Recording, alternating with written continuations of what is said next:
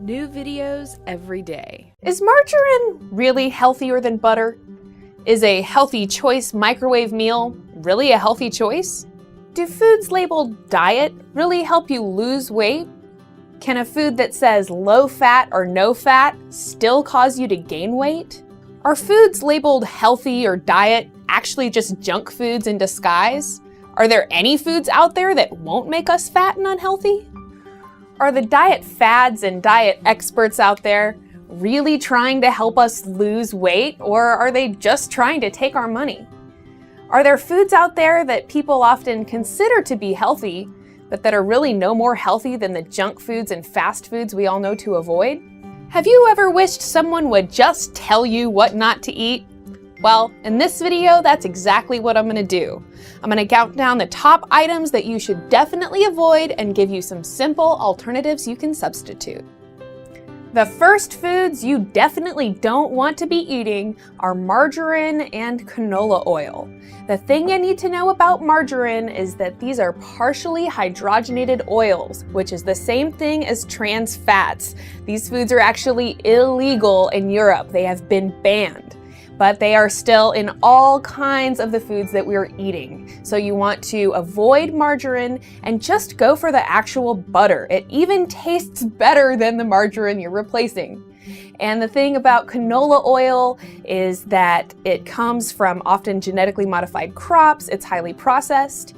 If you can opt for coconut oil or a extra virgin olive oil, that's going to be a much better option. You can cook with it, you can spread it on toast, and it's going to be way more healthy than margarine or other canola oils. The next food you definitely want to try and avoid is processed meats, and especially processed sandwich meats. They are loaded down with chemicals and meat glue and other reconstituted food particles that will hopefully make that food seem more like natural meat. You'll be much better off to go to the deli section and buy some actual meat, even though then there are some chemicals added. Your best bet by far is to purchase the meat and cook it yourself, and especially grass-fed meats are always going to be more nutritious than grain-fed or corn-fed meats. The sodium nitrites that are found in most of our processed meats are also banned in Europe, and the only way to avoid those is going to be opting for some natural, real, whole, came from an animal meat. Soda and coffee. Between the caffeine and the high fructose corn syrup, these are definitely things that you should eliminate from your diet. You should know that water is really the only liquid that our bodies need. And when you're drinking soda or sports drinks and even coffee, this is excess calories and excess sugar that you do not need and that do cause weight gain. So of course, water is the #1 recommendation. You can even get creative and squeeze lime or lemon into your water. Then it will have the added benefit of being alkalizing. You could even add a little fruit juice or something like that to your water.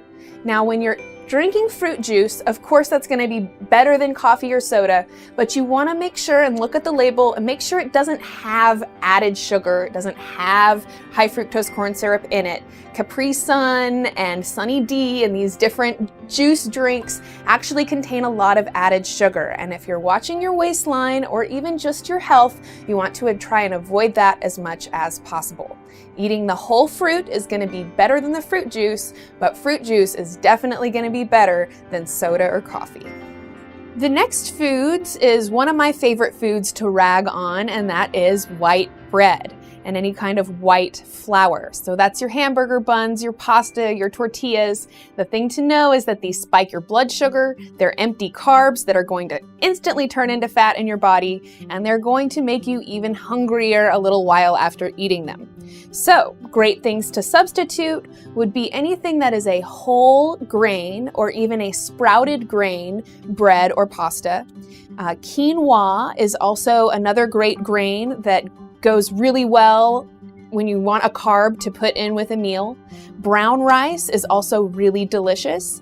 And if you go into a health food store, you'll find a whole section of different pasta and bread products that are gluten-free, that are based in rice, that are based in quinoa or buckwheat or other different things. So there are some foods you can purchase that will not contain refined, bleached, or unbleached white flour, because that is definitely something that you want to avoid. Now, along the same lines, cereal is also on this list. Cereal is also usually made from the same white refined flour, which is also banned in Europe. And it also contains a whole lot of added sugar and high fructose corn syrup. And when you are looking at alternatives to those processed cereals, again, brown rice, quinoa, granola, whole grain oats, any of these things are going to be a lot better, and you just want to watch for the added sugar content. When I want a little something sweet in the morning, I will like to sweeten with adding berries or adding a little bit of honey. And by avoiding these processed packaged cereals, that will be a great step towards a healthier and happier you. The next food to avoid is any pre-packaged or microwave meals. Now, of course, people eat these meals because they are oh so convenient, but you have to realize that when you are microwaving a meal or when you're eating something that is that processed or even that pre-cooked, you're losing most of the nutrient density. And as we remember, nutrients is why we eat in the first place. So if you're eating something without any nutrients, it's not going to fill you up. It's not going to make you feel good. So a great alternative would be to cook things in bulk. When you are cooking at home, go ahead and make a big batch of that food, and then you can create your own pre-packaged microwave meals. And that's going to be a lot more healthful than consuming all of the processed sugar and processed wheat that's in the food and all of the chemicals that are added to the food so that it will be preserved. The next foods to avoid are candy, chewing gum, and sweets in general. Now, you know that, of course, but what I want to point out here is that a lot of times we're eating things that are really sweet and that we should be considering desserts, but we're eating them like they're a snack, or we're just munching on them throughout the day. And it's important that if you're just snacking on something, that it's really just a snack and that it's not a dessert. Because if the foods you're snacking on contain so much sugar that they're a dessert, you need to recognize that, or else you're not giving yourself a true evaluation of how much sweets you're eating. The other thing is that most candies are actually fruit flavored. Skittles and things like this, they're actually flavored like fruit. And because they contain so much high fructose corn syrup and so many sweeteners, it can take a little bit of time for your body to enjoy fruits as much as you enjoy candy. But if you even go 3 days eliminating refined sugar from your diet, you can kind of reset your sweetness sensitivity so that you will find that sweetness in the fruit. And eating the fruit is going to be so much more healthful. It's got fiber, it's got vitamins, it's got minerals, and over time your body will grow to crave fruit instead of craving candy. The next food to eradicate from your diet is artificial sweeteners, and that is the little blue and pink packets that you find on the table when you order tea or coffee. And these chemicals, these are man-made chemicals, they have been found to be neurotoxic, and they have been found to have a whole myriad of other health effects that are very unfavorable.